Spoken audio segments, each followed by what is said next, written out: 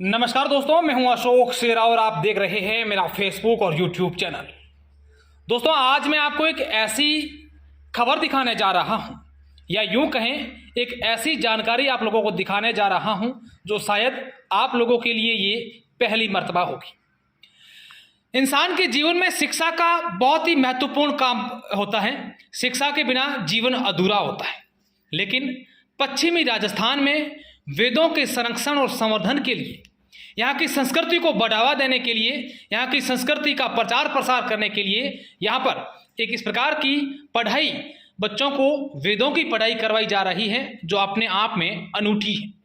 इस विद्यालय में करीब 60 ऐसे बच्चे हैं जो वेदों की पढ़ाई करते हैं और ये विद्यालय पश्चिमी राजस्थान के भारत और पाकिस्तान की सीमा पर सटे बाड़मेर जिले में है, जिसमें आप देख सकते हैं कि जो ब्राह्मण बच्चे हैं वो वेदों की पढ़ाई करने के लिए, यहाँ की संस्कृति को सीखने के लिए, संस्कृति का आगे प्रचार प्रसार करवाने के लिए, यहाँ पढ़ाई करने के लिए आए हैं। ये पश्चिमी राजस्थान के कई जिलों का एकमात्र ऐसा गुरुकुल है जिसमें आप देख सकते हैं कि बच्चों को वेदों की पढ़ाई इनके शिष्यों द्वारा करवाई जाती है।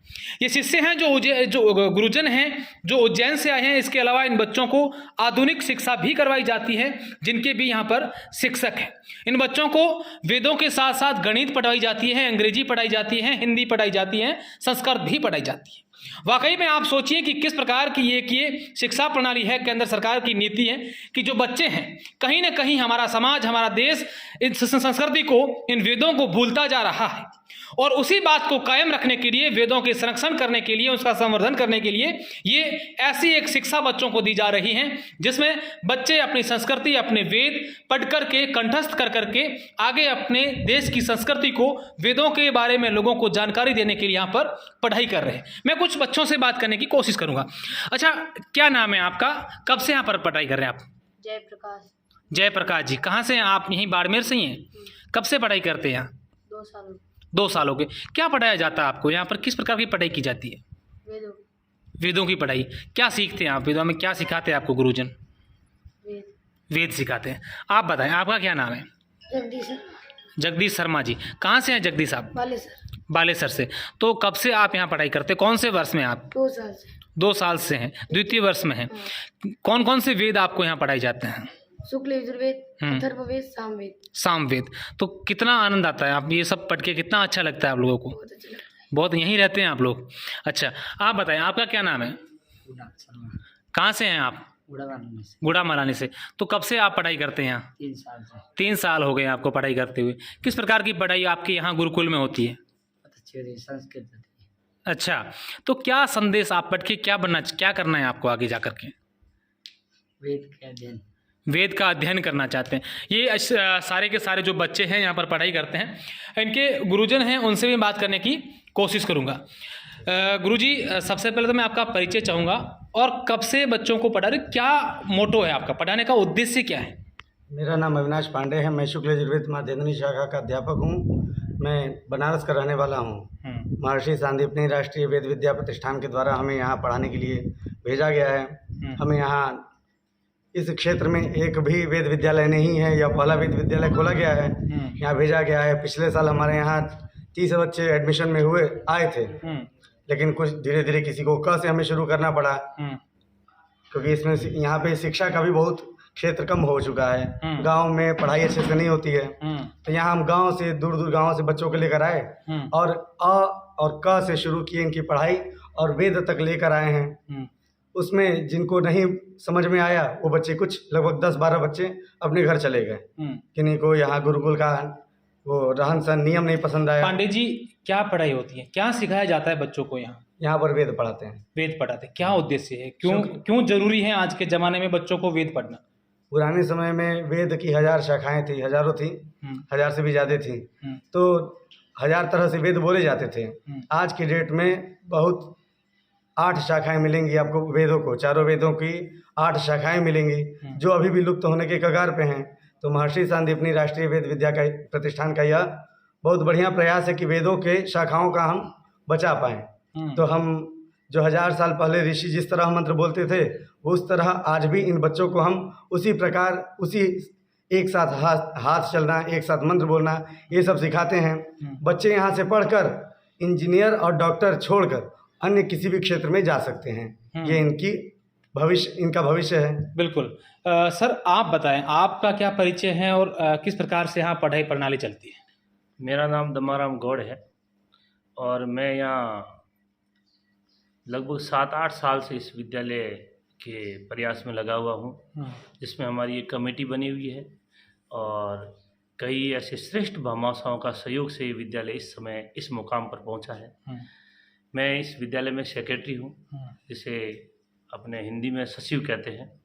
और यहाँ की कमेटी के लोग तो मीटिंग या कार्यक्रम में जब बुलाते हैं या उनको आवश्यकता होती तब बुलाया जाता है। सारा काम मैं यहाँ देखता हूँ, जिसमें उन लोगों का धन का सहयोग अधिक रहता है और तन का सहयोग भी कई लोगों का रह रहा है। और ऐसे श्रेष्ठ भामाशाह, जिसमें यहाँ के एक तुलसाराम जी गोदारा थे, जिन्होंने नाम सुना कि यहाँ ये वेद का विद्यालय आया है, तो उन्होंने अपने यहाँ की खरीदी हुई लगभग 20 लाख की ज़मीन इस विद्यालय को दान में दी। और कई ऐसे श्रेष्ठ भामाशाह जिन्होंने अपने भोजन व्यवस्था का सहयोग दिया।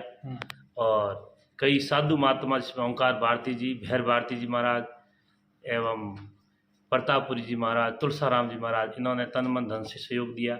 और ओंकार भारती जी ने अभी पिछले वर्ष उन्होंने कुछ ब्राह्मणों से 4-4.5 लाख रुपए इकट्ठा कराकर हमें भवन बनाने के लिए प्रेरित किया। और उन्होंने कितने बच्चे यहाँ पढ़ते हैं अपने पश्चिमी राजस्थान के? पश्चिमी राजस्थान के सर यहाँ बच्चे 68 बच्चे यहाँ नामांकित हैं, जिनमें से 6 बच्चे तो उत्तर प्रदेश के हैं और उत्तर प्रदेश या बिहार की है, बाकी सभी बच्चे यहाँ के हैं।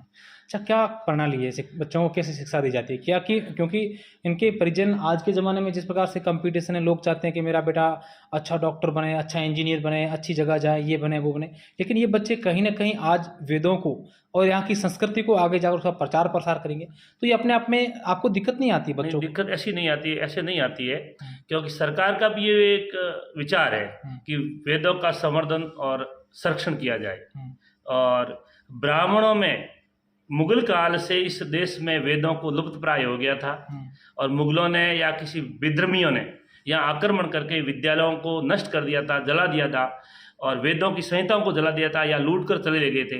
कैसे है कि एक भारद्वाज की विमान शास्त्र था, वो उन्होंने वहाँ ले जाकर के विमान बनाकर उन्होंने अपने नाम का पेटेंट करा लिया। ऐसे अच्छे से श्रेष्ठ ग्रंथ, जिसको डायनामाइट की छड़ों का आविष्कार चाणक्य ने किया था और उसका भी अल्बर्ट नोबेल ने अपने नाम करवा लिया धनानंद की समय से। ऐसे कई ऐसे शास्त्र है जो वेदों के अलावा कहीं होता ही नहीं है, उन सब बातें वेदों में होती है। और ब्राह्मण पहले श्रुति और स्मृति से इस वेदों का संरक्षण करते थे। श्रुति और स्मृति, स्मृति यानी दिमाग में होता था और श्रुति उनको कंठस्थ की जाती थी। ऐसे प्रकार को सबको वेद एक दूसरे से पढ़ाया जा रहा था और वही पद्धति हमारे गुरुजन कर रहे हैं। इन बच्चों को जो वेद की शिक्षा है, जो श्रुति स्मृति से दी जाती है, ये कोई पुस्तक पढ़ने के लिए, देखने के लिए काम में लेते हैं, लिखते नहीं हैं। सारी विद्या इनको कंठस्थ करवाई जाती है। इनको स्वर चलाने का, कंठस्थीकरण का और इनको कितना ज्ञात है, ये सब बातें इनको कंठस्थ करवाई जाती है और यह विद्या प्रथम वर्ष से लेकर सप्तम वर्ष तक कंठस्थ करवाई जाती है। बिल्कुल। तो आप देख सकते हैं कि किस प्रकार से ये जो बच्चे हैं यहाँ पर वेदों की शिक्षा प्राप्त कर रहे हैं। वाकई में जो इन गुरुजनों ने पूरी बात बताई है, अपने आप में ये एक बहुत ज़रूरी भी है आज के ज़माने में कि कहीं ना कहीं हमारे देश की संस्कृति को भूलने का जो मुख्य कारण है वो वेदों को भूलना है। और ऐसे में इस देश में मैं तो यहाँ तक कि कहूँगा कि पूरे विश्व में वेदों का शिक्षा, वेदों का प्रचार प्रसार, इससे बुरे लोग दूर रहें। धन्यवाद।